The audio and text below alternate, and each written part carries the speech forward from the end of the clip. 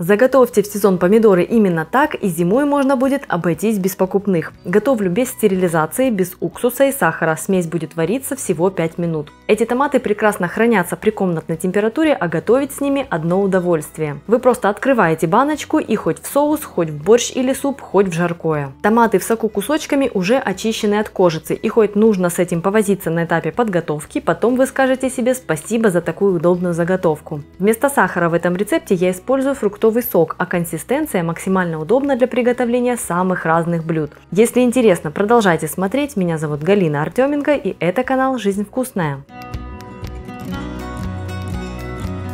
Список ингредиентов сейчас доступен на экране и продублирован в описании под видео. Я не отталкиваюсь от какого-то конкретного сорта, беру те помидоры, что есть в доступе. Главное, чтобы это были сезонные томаты, спелые, сладкие и ароматные. Фрукты для сладости тоже беру в зависимости от того, что есть. Прекрасно подойдут яблоки, сливы, персики или их смесь. Так как у меня было много персиков и немного слив, буду использовать их. Помидоры сортирую так: для кусочков беру ровные, чтобы их было проще чистить и резать, а на сок идут остальные. Вы можете варьировать комбинацию кусочков и сока, получая разную консистенцию заготовки. Я использую 2 части для кусочков и 1 часть для сока. Для меня это наиболее удобная в применении консистенция. Первым делом подготовьте сок. Грубо нарежьте помидоры, хорошенько их вымыв. Осмотрите плоды, если есть какие-то испорченные, их не используйте. Очистите и грубо нарежьте фрукты. Теперь нужно извлечь сок из томатов и фруктов. Проще всего делать это при помощи соковыжималки. Если же соковыжималки у вас нет, измельчите плоды при помощи блендера и протрите через сито, чтобы избавиться от остатков кожицы и семян.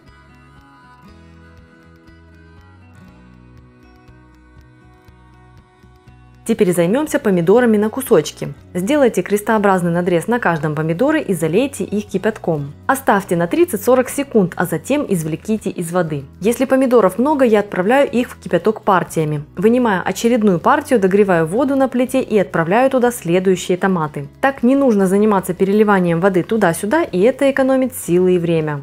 Снимите кожицу с томатов. Теперь нарежьте помидоры, удаляя плотную часть там, где крепилась плодоножка. Кусочки у меня не очень крупные, но и не совсем мелкие.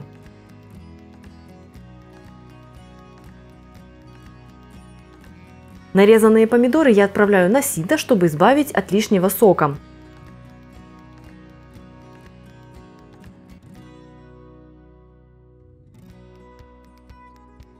Можно аккуратно перемешать кусочки, чтобы сок отошел лучше. Так заготовка получится гуще без длительного уваривания. Сок, который я сливаю с помидоров, не выливаю. Использую его для борща или супа или для тушения овощей. Отправляйте кусочки в большую кастрюлю. Кусочки залейте ранее подготовленным соком. Для описанной в списке ингредиентов порции я использую 5-литровую кастрюлю. Добавьте соль и перемешайте.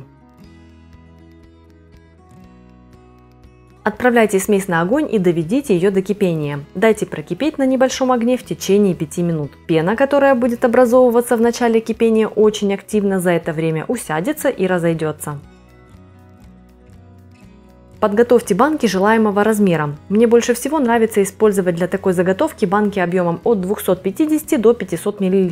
На одно приготовление открыл, использовал и ничего в холодильнике не стоит. Стерилизую просто в микроволновке, а крышки на плите в кастрюльке.